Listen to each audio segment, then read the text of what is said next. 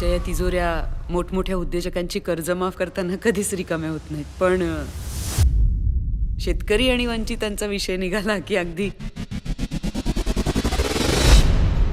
तिजोरी सकट सगळ्यांना घाम फुटतो. गावची सेवा, लोकांना मेवा, हे आमचं ब्रीदवाक्य आहे.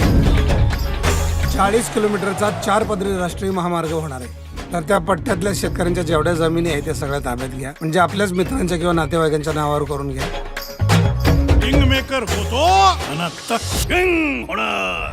माझ्या झेंड्यावर शिक्का मारतून शिक्का मारतून शिक्का. आपल्या त्या जमिनीच्या कामाचं काय झालं रे? सगळी कामं व्यवस्थित केली हो.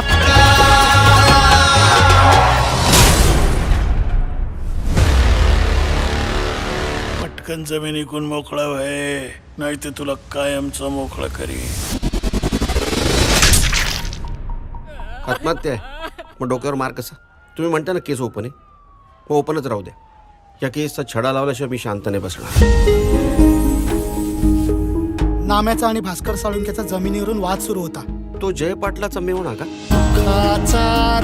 केला त्याग रोडच्या कामात आमच्या समद्यांच्या जमिनी गेल्या. समद्यांना बकड पैसा मिळाला, आम्हालाच कमी का? याची चौकशी तहसीलदार कार्यालयात जाऊन करायची. शेतकरी शेतमजूर हे जोपर्यंत एका ठिकाणी येत नाही ना तोपर्यंत हे असंच चालणार आहे. हे लोक काही एकत्र येत नाही. आपलं दुर्दैव आहे. काही जमीन शेत जमीन आहे, बिगर शेत जमीन आहे, आणि त्यात तुमची जमीन पडली कोरडवाहू. कोरडवाहू कामासाठीच आहोत ना आपण, मग का अडवतो त्यांचं काम? मतदारांनी तरी कुठं आपल्याला समान वागणूक दिलेली असते. तो पंचायत समिती अध्यक्षाचा मेवणा आहे म्हणून त्याला जास्त पैसे, आणि ही गरीब म्हातारी आहे म्हणून हिला कमी पैसे. तुझ्या पदाचा आणि तुला मिळालेल्या अधिकाराचा योग्य वापर करायची वेळ आता आलेली.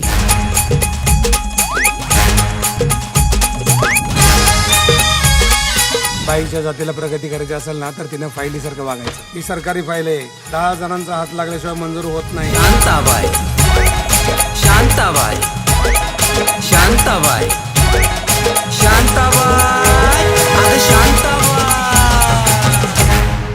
अरे आपण बाबाची माणसं, स्वाभिमानानं जगायचं, असं पाया पडायचं नाही. अरे फक्त बाबासमोर झुकायचं. मागच्या सरकारनं 40 वर्षामध्ये जेवढं नाही कमवलेलं आहे तेवढं तुम्ही काय या 5 वर्षामध्ये कमवायचं ठरवलेलं आहे की काय?